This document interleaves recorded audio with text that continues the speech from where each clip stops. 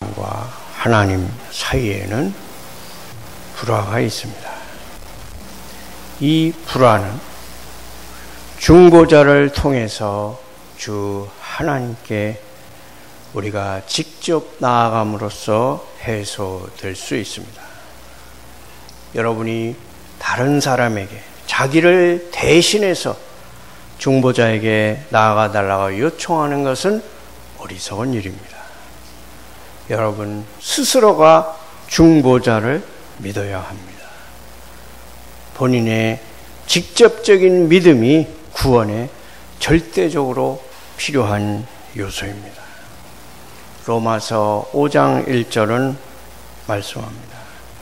우리가 믿음으로 의롭다함을 받았으니 우리 주 예수 그리스도로 말미암아 하나님과 화평을 누리자.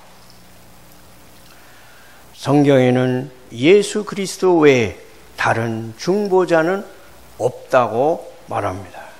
사도행전 4장 12절에 이르기를 다른 이로서는 구원을 얻을 수 없나니 천하 사람 중에 구원을 받을 만한 다른 이름을 우리에게 주신 일이 없음이라고 했습니다. 천주교에서는 예수 그리스도 외에 성모 마리아나 다른 성인들의 중보 기도가 가능하다고 말합니다. 즉 마리아에게, 성모인 마리아에게 기도하는 것이 허용된다는 말입니다. 성모가 곧 기도의 대상이 된다는 말입니다. 마리아는 그리스도의 육신의 어머니이니 마리아의 기도가 받아들여진다고 해서 마리아에게 기도하는 행위가 인정되고 있습니다. 그래서 그들은 성모여 우리를 위하여 비루소서 하는 그런 기도를 하고 있습니다. 그러나 성경은 기도의 대상은 오직 하나님 삼위일체 하나님뿐이라고 말합니다. 중보자이신 예수 그리스도의 이름으로 기도를 드리는 것입니다. 본문에 보면 예수님께서는 내게로 오라고 말씀하십니다. 너희가 나 사이에 서 있을 어떤 사람에게 오라는 것이 아니고 바로 나에게 오라는 것입니다. 매개자가 없이 바로 내게로 오라고 하십니다. 우리는 흔히 점쟁이들이나 영매들을 통해서 귀신과 접하는 그런 일들이 있습니다. 귀신을 접할 때에는 반드시 영매, 매개인을 통해서 접하게 됩니다. 무당을 통해서, 박수를 통해서 그러한 귀신들과 접하게 됩니다. 그런데 예수님께서는 나에게 직접 오라고 말씀하십니다. 예수님께 직접 나아가십시오. 여러분 자신과 하나님 사이에는 오직 하나의 중보자만 필요합니다. 그런데 여러분 자신과 예수님 사이에는 마리아와 같은 그런 중보자가 필요 없습니다. 예수님의 육신의 어머니 마리아가 그 모성으로 인하여 예수님에게 말을 잘해줄 것이라고 생각해서 예수님을 심판자로서 굉장히 두려워함으로써 마리아를 통해서 예수님으로부터 무엇을 얻어낼 것을 기대하는 것이 바로 가톨릭 교회의 생각입니다. 그러나 성경에는 바로 예수 그리스도 앞으로 직접 나오라고 말씀합니다. 중세 때에는 예수 그리스도는 심판자로서의 그리스도를 많이 강조했습니다. 그래서 예수 그리스도를 많이 두려워했습니다. 그런데 성경은 예수님께서 자신에게 직접 나아오라고 우리에게 말씀합니다. 예수 그리스도는 바로 하나님 아버지와 우리 사이의 유일한 중보자입니다. 여러분과 그리스도 사이에는 어느 누구도 중간에 서 있을 필요가 없습니다. 죄를 범한 죄인이라도 수건을 쓰지 않고 맨 얼굴로 즉시 예수님께 나아가 그를 바라볼 수 있습니다. 우리는 우리를 추천하는 사람이 없이 있는 모습 그대로 예수님께 나아갈 수 있습니다. 우리를 위해서 탄원해 주거나 우리와 예수님 사이에 다리 역할을 해줄 사람이 없이도 나아갈 수 있습니다. 우리가 직접 하나님의 아들 주 예수 그리스도께 나아가야 합니다. 하나님께서는 예수님을 하나님께 접근하는 유일한 통로로 지정하셨습니다. 내가 곧 길이요 진리요 생명이니 나로 말미암지 않고는 아버지께로 올 자가 없느니라고 주님은 말씀하십니다. 우리는 다른 곳이 아닌 주 예수님께로 가야 합니다. 여러분은 있는 모습 그대로 그리스도께 나아가야 합니다. 그리스도께 나아감을 통해서 그리스도께서 여러분에게 쉼을 주실 것이라고 약속하셨습니다. 예수님께서 친히 확약하신 일입니다. 거기에는 조금도 속임수가 없습니다. 여러분이 그리스도께 나아가면 확실히 쉼을 주실 것입니다. 예수님은 모든 수고하고 무거운 짐진 자들 개인에게 이 초대를 보내십니다. 우리가 생각할 첫 번째 주제는 쉼의 가치입니다. 수고하고 무거운 짐진 자들아 다 내게로 오라. 내가 너희를 쉬게 하리라. 평안한 마음은 세상의 모든 재물보다 더 가치가 있습니다. 평온한 상태에 있는 것, 곧 영혼 속에서 더 이상 요동치는 것이 없는 상태. 안전하고 평화롭고 기쁨에 차고 행복한 것은 다이아몬드가 가득한 산들보다 더 가치가 있는 것입니다. 사람의 생명이 그 소유의 넉넉함에 있지 않습니다. 가난한 사람 가운데는 엄청난 대저택을 소유하고 있는 부자보다 훨씬 더 행복한 사람들이 많습니다. 왜냐하면 평강은 소유물과 함께 오는 것이 아니라 만족과 함께 오는 것이기 때문입니다. 예수님께서 그분께 나오는 모든 자에게 주시겠다고 약속하신 쉼의 은혜는 그 가치가 진주와 황금보다 더한 것입니다. 사람이 이 평강, 이 쉼을 얻기만 하면 평강은 삶의 모든 일에서 그 사람에게 실제적인 도움을 줍니다. 염려를 벗어버리고 마음의 평강을 누리는 사람만큼 인생의 경주를 잘 달릴 수 있는 사람은 없습니다. 하나님 앞에서 행복하게 안식하는 사람은 삶의 싸움을 이기는 사람입니다. 사람이 죽기를 무서워할 때 사는 것도 역시 무서워할 수 있습니다. 죽음을 정면으로 대응할 수 없는 사람은 하나님을 정면으로 우러러볼 수 없는 사람이고, 그 사람은 격렬한 인생의 전투장에서 힘과 용기를 빼앗아가는 잠재적인 연약함이 있는 사람입니다. 본문에서 주님이 약속하신 쉼이라고 하는 그 은혜를 누리시기 바랍니다. 왜냐하면 그 쉼은 오는 세상을 준비할 뿐만 아니라 현재 삶을 위해서도 여러분을 대비시켜 주기 때문입니다. 하나님의 평강은 일하는 팔의 역할을 하기도 하고 싸울 때 입는 갑옷의 역할도 합니다.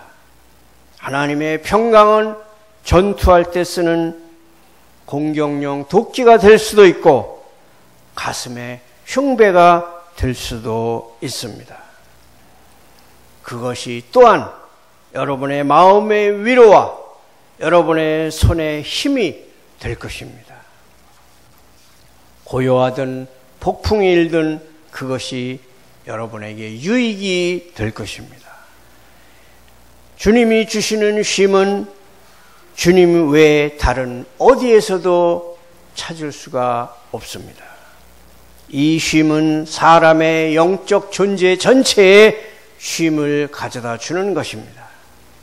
그리스도께서 우리 양심에게 쉬라고 말씀하시기까지 양심은 우리를 괴롭게 합니다. 양심은 뒤돌아보면서 그런 일들은 옳지 않다. 이곳에서 잘못을 했고 저런 면에서 잘못을 했고 다 잘못을 해서 너희는 쉴 자리는 없다고 소리칩니다. 양심은 부단히 사람들을 일깨우고 우리를 찌릅니다. 마음속에 깨어있는 하나님의 사냥개는 항상 눕지 않을 것입니다. 이제나 저제나 언제나 무섭게 지저대고 그래서 그 사람은 원하는 대로 잠을 잘 수가 없습니다. 약을 먹이고 술을 먹여서 양심을 마비시킨다고 할지라도 양심은 자다가도 발작적으로 지저댈 것입니다. 이제 예수님께서는 그분께 오는 자들에게 평화로운 양심을 주겠다고 약속하십니다. 양심의 쉼을 누린다는 것은 대단한 일입니다. 우리에게는 생각들이 많고 그 생각들은 어수선한 것들입니다. 오늘날과 같은 시대에 마음의 생각이 불안하고 요동하지 않는다는 것은 쉬운 일이 아닙니다. 성육신하신 하나님의 아들을 알면 그 아들께서 양심의 안식과 지성의 안식, 한마디로 말해 마음의 안식을 주십니다. 그래서 심령에 완벽한 만족을 갖게 하십니다.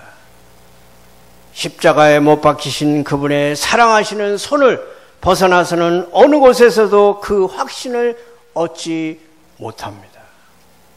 그 안식은 십자가에 달려 기도하시던 그 입술 외에는 그 어디서도 나올 수 없습니다. 그분은 지극히 가난한 자를 부자보다 훨씬 더 낮게 만드시고 슬픈 사람들을 즐거워하는 자들보다 더 행복하게 만드시며 환난 당하는 자들로 하여금 번영하는 자들보다 더 복되게 하실 분입니다. 두 번째로 생각할 것은 주님의 능력의 복되심입니다. 주 예수 그리스도는 수고하고 무거운 짐진 모든 자에게 쉼, 평강을 주실 수 있습니다. 그 약속에는 약속 이행을 취소할 수 있는 어떤 유보 조건도 없습니다. 수고하고 무거운 짐 진 자들아 다 내게로 오라. 내가 너희를 쉬게 하리라. 여기에는 제한을 명시하는 조건이 하나도 없습니다. 누구라도 예수 그리스도께 오면 반드시 안식을 얻게 되어 있습니다. 그리스도께서 안식을 주실 수 있기 때문에 그 말씀을 하신 것입니다. 고통받는 수많은 사람들 속에는 절망적인 자포자기가 있습니다. 그러나 너무 멀리 가버렸기 때문에 주님께서 치료할 수 없는 경우는 하나도 없습니다. 우리 주님께서는 극한의 곤경에 처해 있는 사람들까지 위로하실 수 있는 능력이 있으십니다. 어떤 사람들은 죄와 의심 속에서 오랫동안 방황을 합니다. 그러나 그런 사람들이라도 주님께서 손을 뻗으실 수 있는 한계를 넘어갈 수는 없습니다. 그들도 주님의 은혜가 미치는 범주 안에 있습니다. 예수님께서 이렇게 거리낌 없이 말씀하시는 것은 자신에게 능력이 있다는 것을 아시기 때문입니다.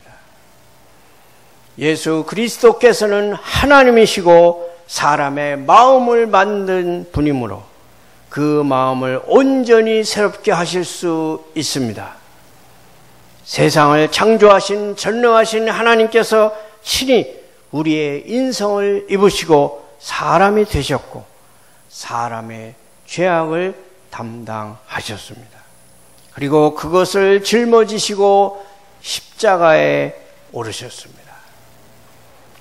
거기서 우리 대신 고난을 받으시어 우리의 죄책을 대속하셨습니다. 그분의 보배 피는 감당치 못할 죄가 하나도 없을 만큼 충분한 효력이 있습니다.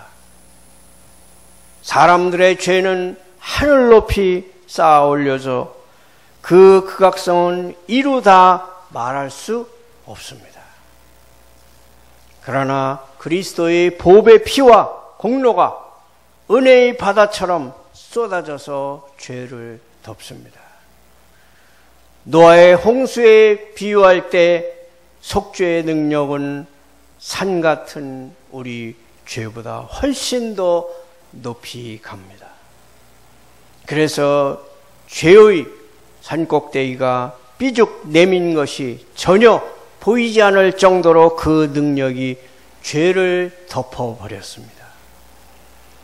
영원한 구원의 방주는 물결 위를 달리고 있으니 예수님을 믿는 모든 자들은 영원토록 안전합니다. 그리스도께서 여러분의 죄를 바다 깊은 곳에 던지실 수 있습니다. 그리하여 그 죄들이 다시 일어나서 여러분을 대적하는 일은 없을 것입니다. 그처럼 그리스도께서 여러분에게 지극히 평온한 쉼을 주실 것입니다. 세 번째로 생각할 것은 구원의 단순성입니다. 본문은 오직 내게로 오라. 그러면 내가 너에게 쉼을 주리라고 약속하고 있습니다. 순전한 마음으로 주님께 자신을 드림으로 복종하고 진실로 자신을 맡긴다면 이미 여러분은 치료받은 사람입니다. 그리스도를 신뢰하는 여러분의 능력은 여러분이 영적으로 회복되었음을 보여주는 증거입니다. 만일 회복시키시는 건전한 일이 여러분 속에서 아직 시작되지 않았다면 복되신 주님을 우리는 신뢰할 수 없을 것입니다. 그러나 여러분이 나는 그리스도를 믿는다 말하기만 하면 즉시 구원을 받는다고 생각하지 마십시오. 그런 일은 없습니다. 여러분이 주님을 진실로 신뢰해야 합니다. 실제로 신뢰해야 합니다. 그렇지 않으면 아무 소망도 없습니다. 여러분 자신을 예수님께 드리고 여러분의 옛 죄를 끊고 옛 습관을 버리며 그리스도께서 여러분으로 영위하도록 하신 삶을 사십시오. 그러면 즉시 여러분의 영혼에 평강이 미치는 것을 발견하게 될 것입니다. 죄 가운데 방탕한 생활을 하면서 안식을 누릴 수는 없습니다. 술주정뱅이가 술잔에 빠져 있으면서 평강을 누릴 수 없습니다. 하나님을 모독하는 자가 쉼을 얻을 수 없습니다. 그런 일은 불가능합니다. 주님은 말씀하시기를 나더러 주여 주여 하는 자마다 다 천국에 들어갈 것이 아니요 다만 하늘에 계신 내 아버지의 뜻대로 행하는 자라야 들어가리라고 하셨습니다. 예수 그리스도께 나올 때 그런 일들을 버려야 합니다. 예수님께서 또한 그런 죄들을, 그런 허물들을 버리도록 인도하실 것입니다. 여러분을 새 사람으로 만드실 것입니다. 그러면 여러분의 영혼의 안식을 얻게 될 것입니다. 마지막으로 주님께서는 내게로 오라, 내가 너희에게 주리라고 말씀하십니다. 그것은 복음입니다. 기쁜 소식입니다. 내가 너희에게 주리라. 주님은 아무것도 원하지 않으십니다. 그저 예수님께로 나아오십시오. 그러면 예수님께서 내가 너희에게 쉼을 주리라고 말씀하십니다. 여러분이 하나님께 드리는 것이 아니라 하나님께서 여러분에게 주시는 것이 여러분의 구원이 될 것입니다. 예수님은 여러분에게 아무것도 원하지 않습니다. 여러분의 평생을 있는 힘을 다해서 그분을 섬긴다고 합시다. 그런다 할지라도 무슨 방도로 주님을 부요하게 하겠습니까? 주님이 여러분을 위해서 죽으셨습니다. 여러분이 어떻게 그 일에 대한 보답으로 값을 지불할 수 있겠습니까? 우리의 소망은 주님에게 우리가 드릴 수 있는 것에 있는 것이 아닙니다. 주님이 우리에게 주시는 것에 있습니다. 주님의 갈망은 모두 주시려는 갈망이요. 그 열망은 호의를 베푸시려는 열망입니다. 지금도 수고하고 무거운 짐진 자들을 향하여 너희는 내게로 오라. 내가 너희에게 안식뿐 아니라 너희가 요구하는 모든 것을 주리라고 외치고 계십니다. 여러분 자신 속에는 예수님께 매력을 끌만한 선한 것이 하나도 없고 오직 여러분에게 매력을 끌만한 모든 좋은 것이 주님에게만 있다는 것을 명심하시기 바랍니다. 우리는 영원히 안식할 날을 바라보고 있습니다. 우리는 지금도 쉼을 몹시 필요로 합니다. 우리가 그 쉼을 갖지 못하면 가련한 인생을 살게 됩니다. 가난한 사람들의 고생은 정말 안타까운 일입니다. 그러나 그리스도 없이 살아가는 그 곤고한 상태에 비하면 그것이 무엇이겠습니까? 세상 가운데 마음에 원하는 것들을 다 가질 수 있는 사람들도 우리가 사랑하는 주님 앞에 주님 안에서 안식을 누리지 못하면 결코 행복할 수 없습니다. 우리는 항상 죽을 준비를 하고 있어야 합니다. 그때를 위해서 우리는 사는 준비를 해야 합니다.